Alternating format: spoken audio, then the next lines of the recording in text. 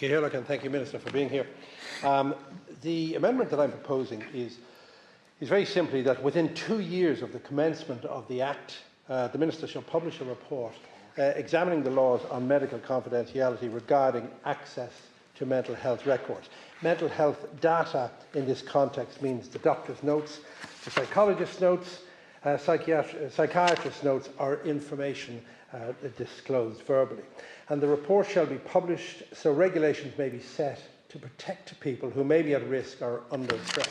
And the report shall be laid before both houses of the Oireachtas. And the reason behind this amendment, last week, Minister, I spoke regarding a particular case, and it was a co-parent, and the co-parent wasn't informed of his partner's the issues, and they were disclosed to a professional. And unfortunately, that co-parent lost his 3 children. And so this amendment is asking for a report on evaluating the practices of breaking medical confidentiality when a person's life or children's lives are under threat. And it was inspired by what happened to Andrew McGinley's family. So many in this House know the story about his children, Conor, Dara and Carla, and they were tragically taken from him in circumstances that shook the nation and I believe could have been prevented. But Andrew has shown extraordinary courage, and he was here last week, and he has channeled his grief into advocacy in this nature, and he's seeking answers and reforms so that no other family experiences exactly what he has endured. So medical confidentiality, I know it's a very complex issue that you have to deal with in this bill, but trying to reform the law in this area is very difficult and would require a separate bill on its own to account for all the different issues involved. But what has been asked for here is a simple report that could help the Oireachtas to pass future legislation that might one day help to save someone's life. So I don't think anybody in the chamber wants anybody to go through what Andrew McGinley went through. So all I'm asking is in this amendment is a report that someday might play a role in helping to reform the laws in relation to medical confidentiality. Thank you, Gaelic. Thank you, Minister. Thank you, Senator. Minister. Senator for his comments, and I'm enormously sympathetic to the case that he raises that inform those comments and the advocacy that Andrew McGinley has channelled, as you say, on behalf of his family and the way in which he's used that so constructively. And I do believe there is a place for an analysis of how that data is appropriately shared and how that might be considered, and I will speak to Minister Butler around that. For the purposes of this legislation, it's quite a technical piece of legislation with very important safeguards that are linked to the broader European health data space and the way in which data is managed, protected and used in those different contexts. So I'm not able to accept the amendment in the context of this legislation, but I don't wish that to take from the significance and importance of what you've raised and the intent of your amendment, which is to enable a gentleman like Mr McGinley to have broader access to issues that are directly of concern to him. I have to enable a gentleman like Mr McGinley to have broader access to issues that are directly of concern to him. I have to say, in the context of this bill, and in order to ensure its compliance with the broader pieces of legislation within which it fits, including both domestic and European legislation, that the protection of patient privacy and upholding data protection principles is fundamental to patient confidence in the handling of their health information for the broader system. The Health Information Bill complements and builds on the rights of natural persons provided at European and domestic level with GDPR in respect of their personal data, and it has been necessary to have, and welcomed, but very necessary to have sustained and positive engagement with the Data Protection Commission throughout the drafting process for this bill. Of course, people accessing mental health services deserve the same rights as people accessing any other form of health service. So I acknowledge the intent of the particular difficulty that you are raising here. I do absolutely support the involvement of family members and loved ones in any person's care and their treatment across the HSE, including those accessing mental health services, as those who have a better, stronger network that's available to them and the involvement of their family tend to have better outcomes. In fact, it's my understanding that 90% of people accessing treatment involve their families in some form, but that of course doesn't answer the question that you raised, where that was of course not so. People are actively encouraged by their multidisciplinary teams to involve family members in their care and treatment, and conversations on consent and involvement of family should be ongoing and reactive to the person's changing conditions as well. But wherever a person does not consent to having their personal health information shared, then that has to be respected outside very limited circumstances, which is, I think, the place where better discussion may be had. As the Senator will appreciate, not only for the technical legislative purposes and the way in which this bill fits into a broader suite of legislation at domestic and European level, the confidentiality piece is absolutely integral to how we're going to develop this electronic health record, both from a systems protection perspective, but also patient participation perspective. And so for the purposes of this bill, I cannot accept the amendment as such, but I will have a conversation with Minister Butler about how we might address the substantive question in the amendment that you raise and how we might think better about that for the future. And I hope that will be of some satisfaction to the Senator. Senator, do you wish to reply? Or? I just want to say that I realise this is a quagmire for you as Minister regarding the mental health bill and confidentiality. But one thing that came to light during the involvement was there were family members actually informed. So it's just the co-parent who had responsibility. The co-parent, co-responsibility for the children wasn't informed. So that's where it all fell down. So there's a whole area there that needs to be addressed, and my intent, you're absolutely right, my intent is to try and make a difference to the likes of Andrew McGinley's family and families that are there in the future. So that's my intent, so that's why I pushed the amendment. Thank you, Minister. You're pushing the amendment? I press. All those in favour say taw. Taw. All those against say kneel. I think the amendment is defeated.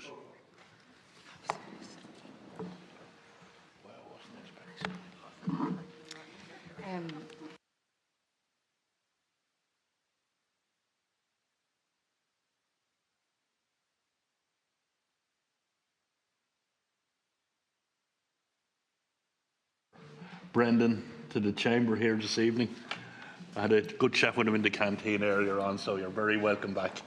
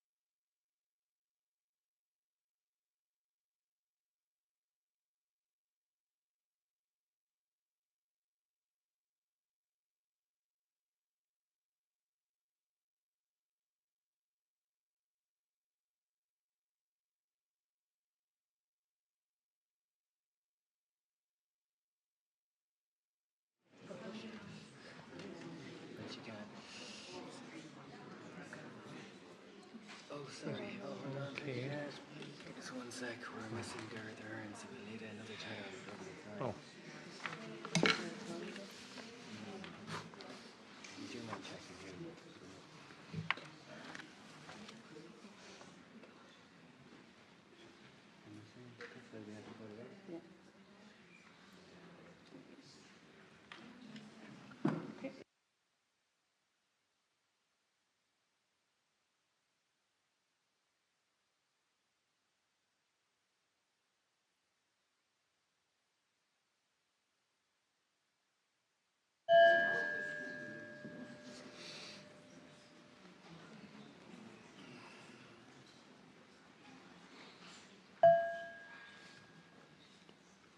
Inish. Health Information Bill 2024 Committee Stage Amendment 3 in the name of Senator McCarthy. The question is that the new section be there inserted, and on that question the division has been challenged. Tellers saw Senator Aubrey McCarthy and Senator Chris Andrews, Neil, Senator Sean Coyne and Senator Paul Daly. The division will be conducted electronically. The voting interval is 1 minute starting. Inish.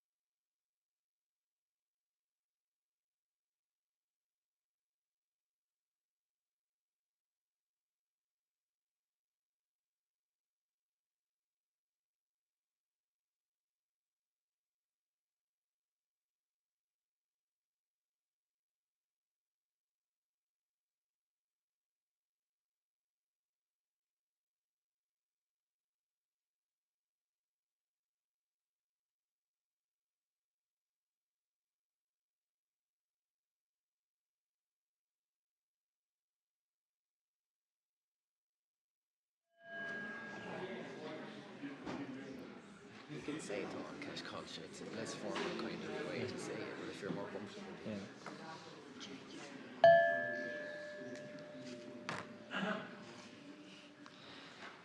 Inish.